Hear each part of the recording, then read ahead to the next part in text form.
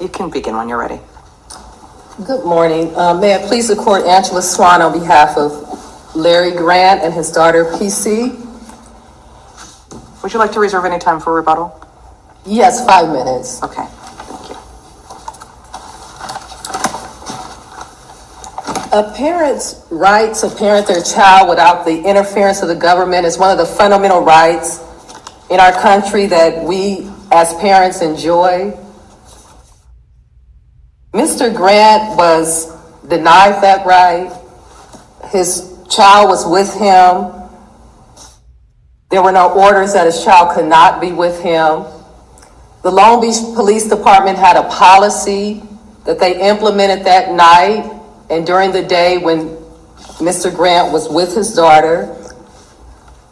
Under the Monell claim, we must show that there is a connection between the conduct that shows some type of policy.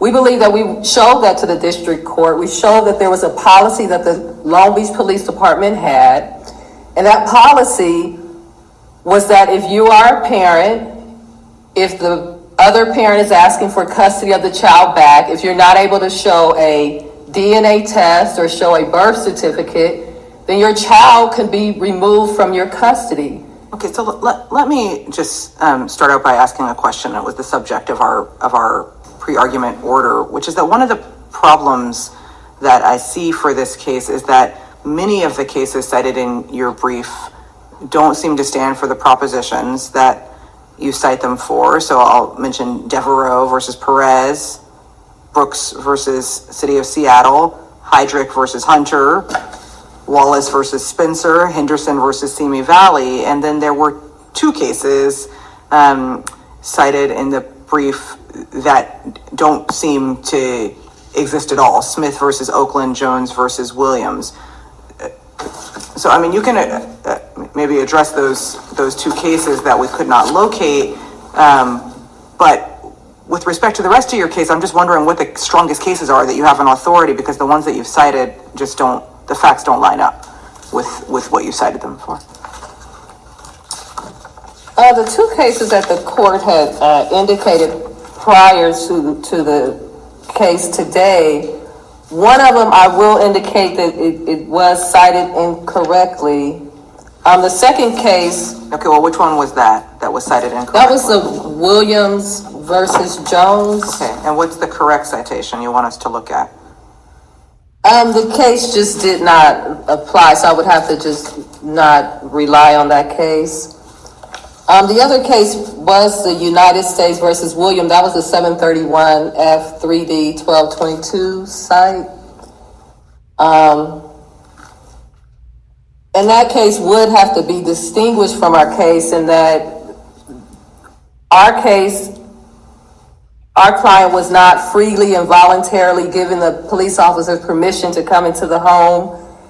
They came into the home, it was 3 or 4 police officers. They stayed there for an hour and 40 minutes, and they demanded that Mr. Grant come up with a DNA test or come up with a birth certificate, or at 10 o'clock at night his child was going to be removed from his home. Of course, he was unable to come up with that on the officer's demand, and they forced his child to leave the home crying, upset. Mr. Grant was upset. His significant other was upset. This is clearly a violation of his constitutional rights. Speaking for myself, I know what you've alleged here. What I'm asking you is what cases that you have that actually support your case, because all the cases that I just mentioned, I don't find them to be in support. What are your strongest cases that actually support this matter? We have Foreman versus Davis. That's cited on page 30 of our brief. And that discusses the Monell claim. It talks about the Monell claim.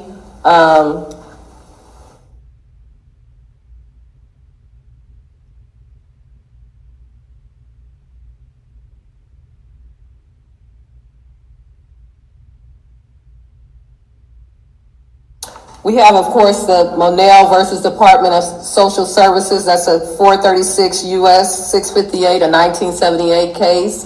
And that's the crux. I think that what Judge Thomas's questions are getting at are because of the widespread fabrications and inaccuracies in the brief, should we find there to be a failure to present sufficient authorities to even appeal, to bring this appeal on behalf of plaintiff and to raise the claims that have been raised? I think it would be an injustice to the parent at this time. I think that it's well settled law that a police officer can't walk into the home of an individual, demand the birth certificate, and if we don't have it, then you need to haul the children out of the home. I think that is just egregious. And I think it's just the fundamental basis of our Constitution. You're raising serious constitutional claims in this appeal. And you understand that you can't come into court on an appeal raising serious constitutional claims and cite no authority in support of those claims, right? Of course, yes.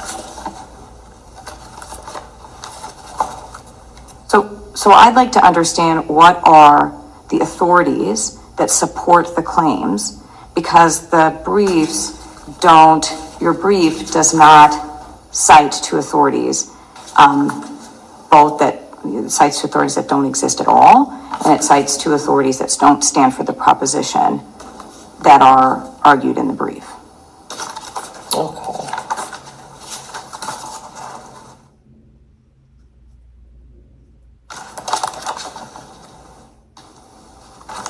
Okay, there's Wilkins versus Oakland 350 F3D 949 that talks about it shocks the conscious.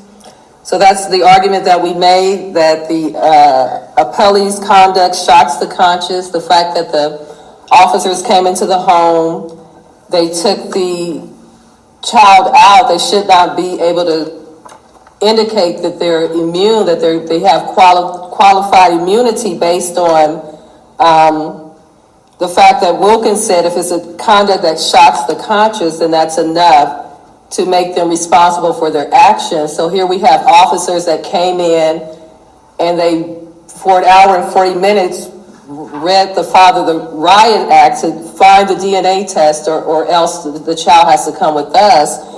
So I think that to any reasonable person that would have shocked the conscious, and those officers would have known that they were acting egregious, they were acting reckless. That's a case that would support the contention that these officers need to be held responsible and not be able to use the qualified immunity. Additionally, the case of Porter versus Osborne, that's 546 F3D 1131, that indicates that the government's conduct has to be intentional, arbitrary, and again, shocks the conscious. Here, Sergeant Owens, other officers that went into the home that night and demanded that the child be turned over, their behavior is consistent with what that court ruled. You won't be able to hide behind the fact that you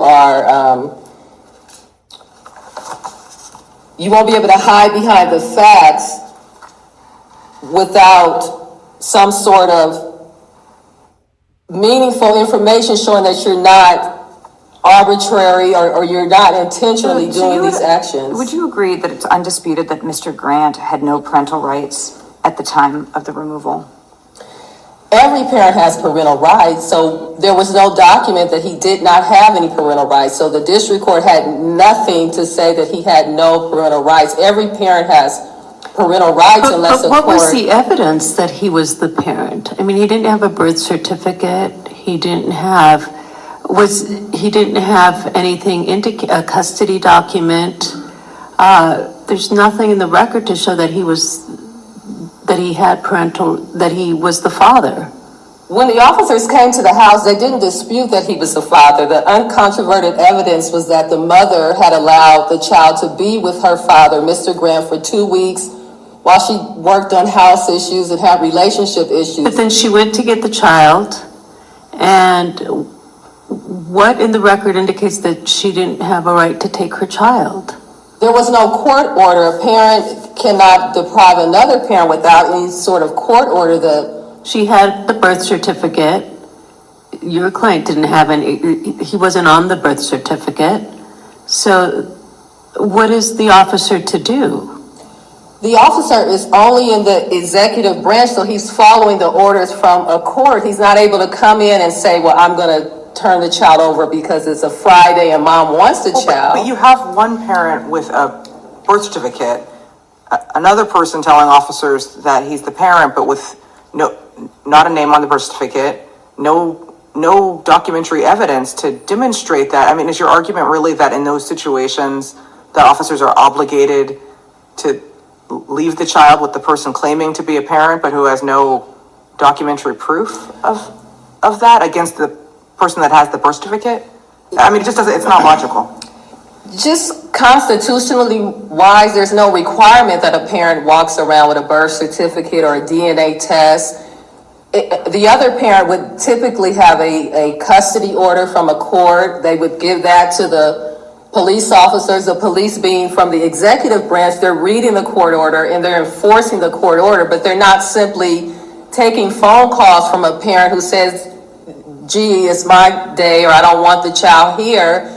That's what our family courts are for. The officer has no rights to come into someone's home at 10 o'clock p.m. and say, give me the birth certificate right now.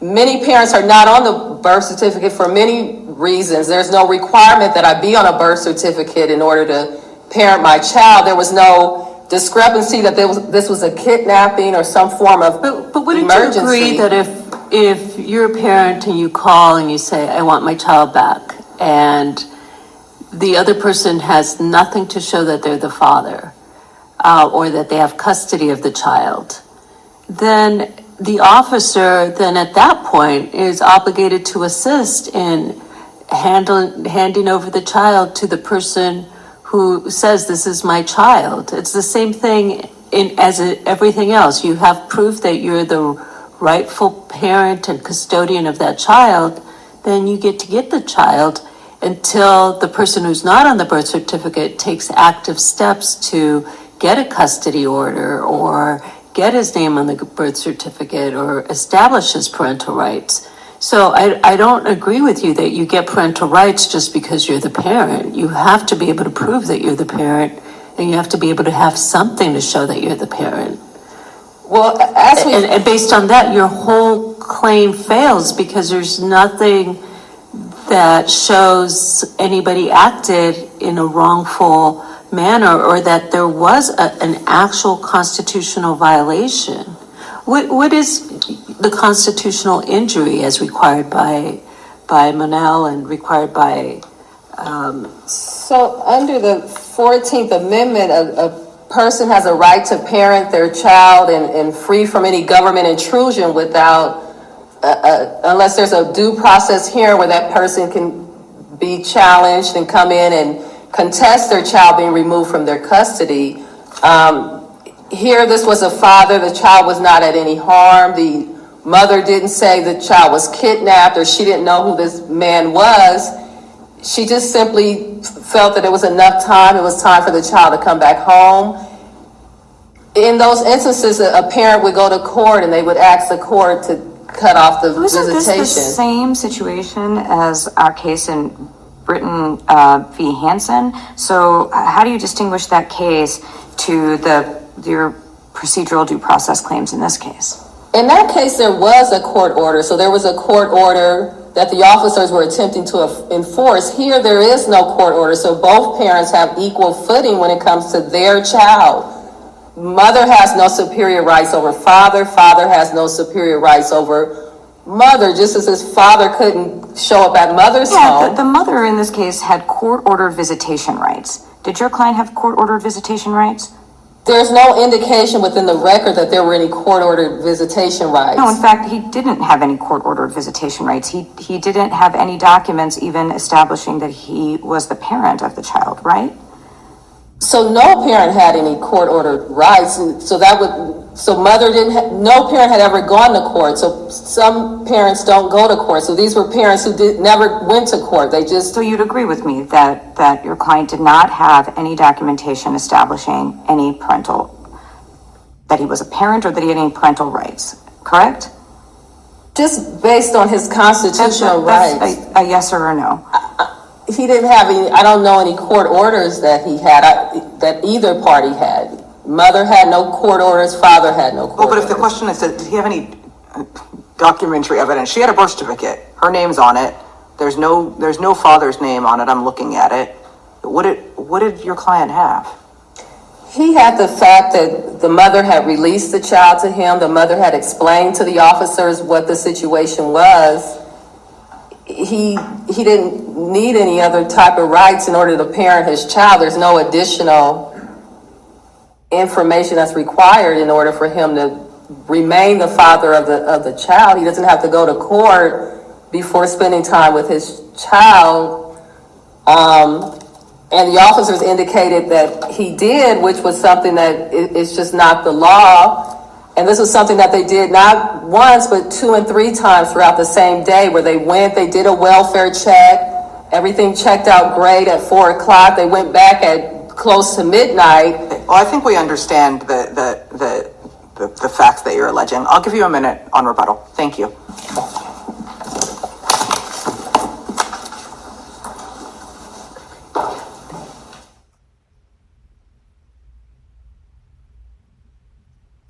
Good morning, Your Honors. May it please the court.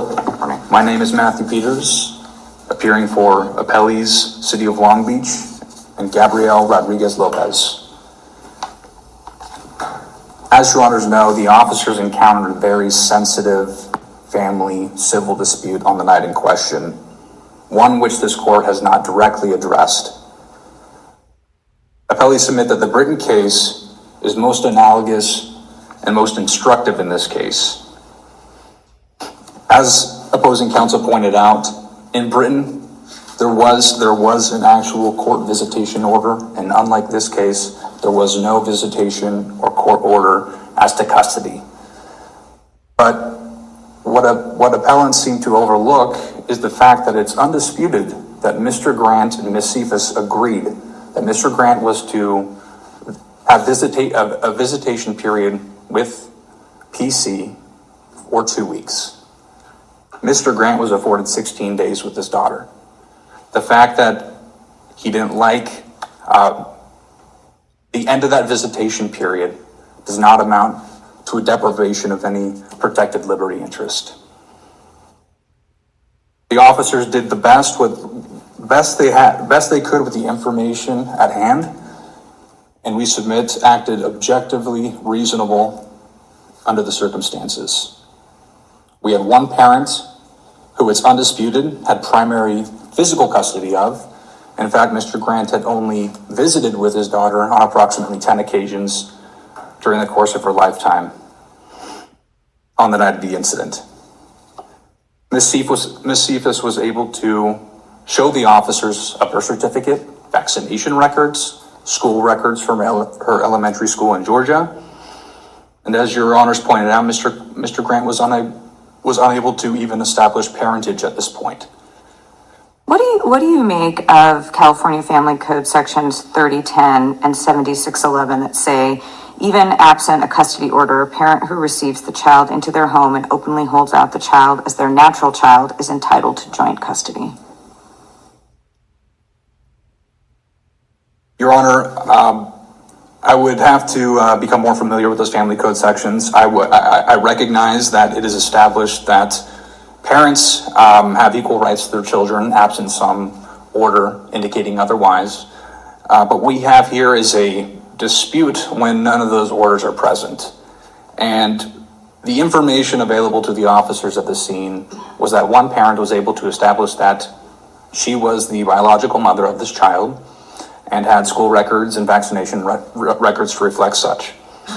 We also have a text message string which has been authenticated by Mr. Grant himself, basically agreeing to watch his daughter for 2 weeks. And then we have the information available to the officers at the scene. And we submit an objectively reasonable outcome to return the daughter to the parent who was able to establish, some parentage over the child and some record of living with the child. And so we submit that even if an erroneous legal conclusion was reached, either the family code or otherwise, it was not clearly established at the time of the events that such conduct was a violation of the constitutional rights. At a minimum, Mr. Grant was deprived of a couple of days of visitation at most, and we submit that this does not rise to the level of a substantive due process violation.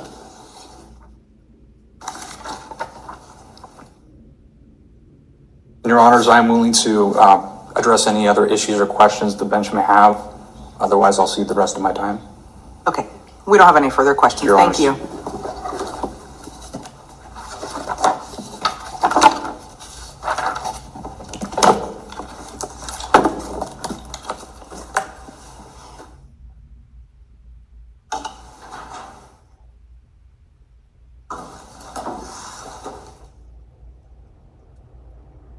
I just want to reiterate that I think it's clear, just based on what counsel said, that was uncontroverted that my client was the father of the child. No one was disputing whether he was the father or not. The officers had a policy to come into his home. If you don't have a DNA test and a birth certificate, we're going to remove your child out of the home. That's simply anarchy. We would need no family court for that. The police officers would simply come in and make a decision right there on the spot. It doesn't matter if it was 15 minutes, 2 days, or 2 years. What the police officers did was egregious. My client has a fundamental right to parent his child. There were no orders in place saying you're restrained from your child, only mother can have the child, or only mother can dictate when you see the child. My client had every right to it. Within the record, it states that my client and I were going to court on that Monday. They came in and took the child out a day or two before. I had spoken to the police and advised them what was going on. So there was no discrepancy as to the contentiousness between the parents. And I would again say that his rights were definitely violated. And we're asking that the case be returned back so that we can have our day in court. Okay, thank you. We thank both counsel for their arguments. This matter is submitted.